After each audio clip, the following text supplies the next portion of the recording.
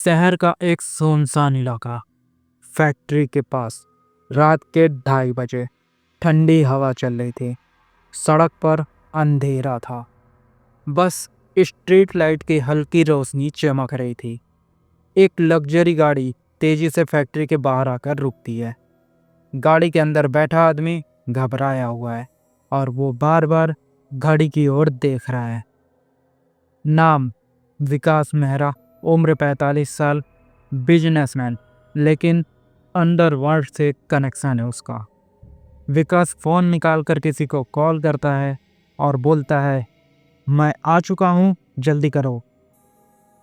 Phone कटते ही अंधेरे में किसी के कदमों की आहट गूंजती है। विकास चौकन्ना होकर इधर उधर देखने लगता है। तभी पीछे से एक परछाई तेजी से उसके करीब आती है। वो पलटकर देखता है, एक काले कपड़ों में लिपटा शख्स जिसने एक डरावना ब्लैक मास्क पहन रखा है। विकास की आंखें डर से फटी रह जाती है। विकास डरते हुए पूछता है, तुम कौन हो?" ब्लैक मास्क धीमी मगर खौफनाक आवाज में बोलता है, तुम्हारी मौत का सौदागर। और एक तेज चमक के साथ चाकू हवा में घुमाता है और विकास का मर्डर कर देता है। अगली सुबह शहर में हड़कंप मच जाता है। पुलिस आती है। पुलिस की सायरन चारों तरफ गूंज रहे होते हैं। एसपी अरविंद सिंह और उसकी टीम फैक्ट्री के बाहर खड़ी होती है। जमीन पर विकास मेहरा की लाश पड़ी है। गर्दन कट चुकी है। चारों ओर खून फैला हुआ है, लेकिन सबसे डरावनी चीज, उसके चेहरे पर एक काला मास्क रखा गया है। एसपी अरविंद मास्क को देखकर ठिठक जाते हैं। दीवारों पर खून से कुछ लिखा होता है, गुनाहगारों को सजा जरूर मिलेगी। इसके बाद पुलिस को कोई सीसीटीवी फुटेज नहीं मिलती है। हत्यारा कैसे आया, कैसे भागा, किसी को कुछ भी नहीं पता। विकास के परिवार का कहना है कि उसे पिछले हफ्ते से कोई धमकी भरे मैसेज भेज रहा था।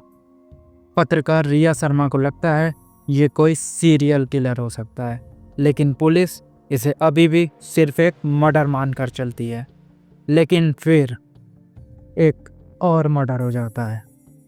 जी हाँ, रात के 3 बजे शहर का पॉश इलाका, चारों तरफ सन्नाटा था। एक सुनसान अपार्टमेंट में रोहित वर्मा, एक प्रभावशाली बिल्डर, अकेले अपने घर में बैठा था। उसकी आंखें कंप्यूटर स्क्रीन पर जमी थी और उसके हाथ में एक आधा भरा हुआ शराब का गिलास था। कमरे में हल्की रोशनी थी जो हर कोने में एक डरावना एहसास फैला रही थी। अचानक कमरे की लाइट जलने बुझने लगी।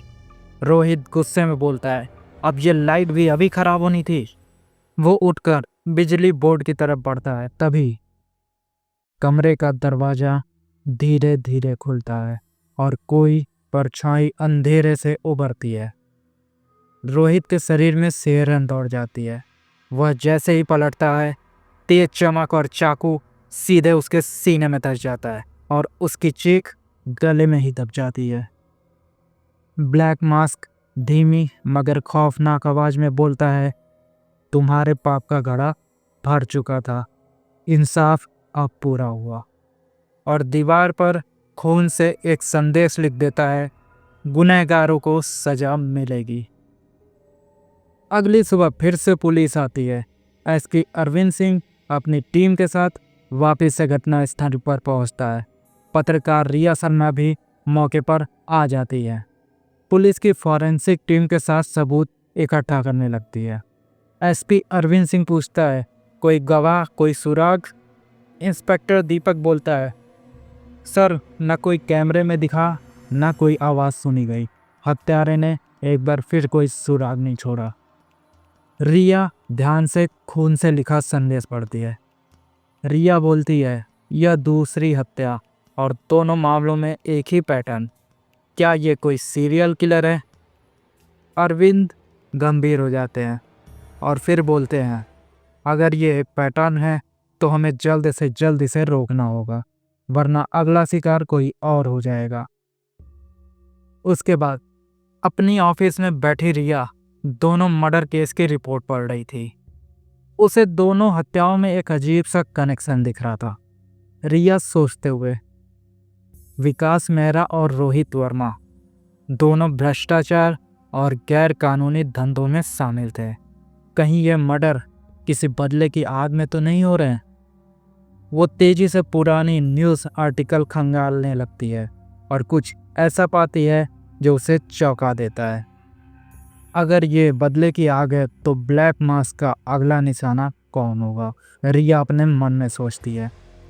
रहस्य गहराने लगता है क्योंकि पुलिस के पास कोई ठोस सबूत नहीं होता, लेकिन रिया को लगने लगा था कि वो इस कातिल का पैटर्न समझने लगी है। तो अगले एपिसोड में हमें पता चलेगा कि क्या ब्लैक मास्क से गुनहगारों को मार रहा है, क्या अगली हत्या से पहले से तय हो चुकी है, और सबसे बड़ा सवाल, ब्लैक मास्क आखिर है कौन? तो मिलते हैं अगले एपिसोड में। जय हिंद, जय भारत।